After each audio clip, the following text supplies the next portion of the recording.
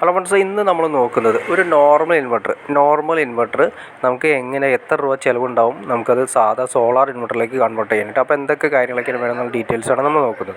അപ്പോൾ നമ്മൾ നോക്കുന്നത് ഇതിപ്പോൾ കൊടുത്തിരിക്കുന്നത് V-Guardൻ്റെ ഒരു 800 VA വരുന്നത്, അതായത് അപ്പോൾ നമ്മൾ നോർമൽ ലെവലിൽ നമ്മൾ ഉപയോഗിക്കുന്നത് ഒരു 100 AHൻ്റെ ബാറ്ററി, അല്ലെങ്കിൽ 150 AHൻ്റെ ബാറ്ററി, അല്ലെങ്കിൽ 165 AHൻ്റെ ബാറ്ററി, ഒരു 200 AHൻ്റെ ബാറ്ററി.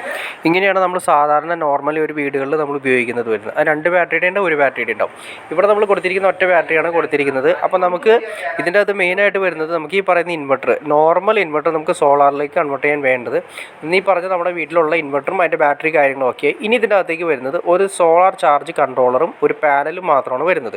ഇപ്പോൾ നമ്മൾ നോർമൽ ലെവൽ ഉപയോഗിക്കുകയാണെങ്കിൽ ഇപ്പോൾ ഈ പറഞ്ഞ 800 VA ഒക്കെ വരുന്ന സോളാർ ഇൻവെർട്ടറിനാണ്, സാധാ ഇൻവെർട്ടറാണെങ്കിൽ നമുക്കത് കൺവേർട്ട് ചെയ്യാനായിട്ട് ഒരു 545ൻ്റെ ഒരു 545ൻ്റെ ഒരു ഒറ്റ പാനൽ കൊടുത്താൽ മതി.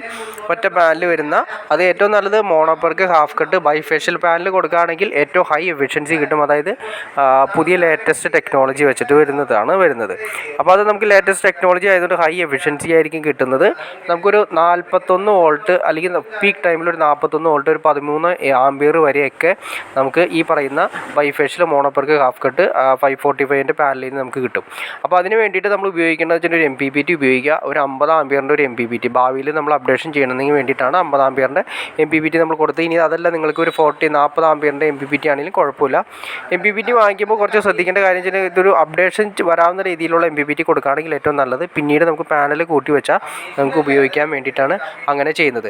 അപ്പോൾ അതിന് വേണ്ടിയിട്ട് നമ്മൾ പറഞ്ഞു ഈ MPPTക്ക് വേണ്ടിയിട്ട് നമ്മൾ നോർമൽ ലെവലിൽ വരുന്നത് ഇപ്പോൾ നമ്മൾ MRP കണ്ട് ഏകദേശം 9000 രൂപയാണ് വരുന്നത്. നമുക്ക് അത്രയും റേഞ്ച് വരുന്നില്ല. ഇതിപ്പോൾ നോവ എന്ന് പറയുന്ന സീരീസ് ആശാ പവറിൻ്റെയാണ് കണ്ടത്.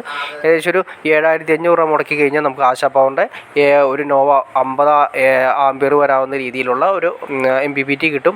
പിന്നെ ഒരു 11000 രൂപ മുടക്കി കഴിഞ്ഞാൽ നമുക്ക് ഈ പറഞ്ഞ ലെവലിലുള്ള പാനലും കിട്ടും. അപ്പോൾ ടോട്ടൽ വരാണെങ്കിൽ നമുക്ക് ഏകദേശം ഒരു എല്ലാ ചിലവും കൂടിയിട്ട് ഒരു 18000 രൂപ അല്ലെങ്കിൽ ഒരു 19,000 രൂപ നമ്മുടെ നോർമൽ ലെവലിലുള്ള ഇൻവെർട്ടറിൽ നിന്നും സോളാറിലേക്ക് കൺവേർട്ട് ചെയ്യുന്നതിന് അതിൻ്റെ സ്റ്റാൻഡ് കാര്യങ്ങളെല്ലാം കൂട്ടി കഴിഞ്ഞാൽ തന്നെ ഒരു 20,000 രൂപ എക്സ്ട്രാ മുടക്കി കഴിഞ്ഞാൽ നമുക്ക് സിമ്പിളായിട്ട് നമ്മുടെ വീട്ടിലിരിക്കുന്ന ഇൻവെർട്ടർ സോളാറിലേക്ക് കൺവേർട്ട് ചെയ്യാം. അപ്പോൾ പകൽ സമയങ്ങളിൽ നമുക്ക് ഫുള്ള് സോളാറിൽ യൂസ് ചെയ്യുകയും ചെയ്യാം.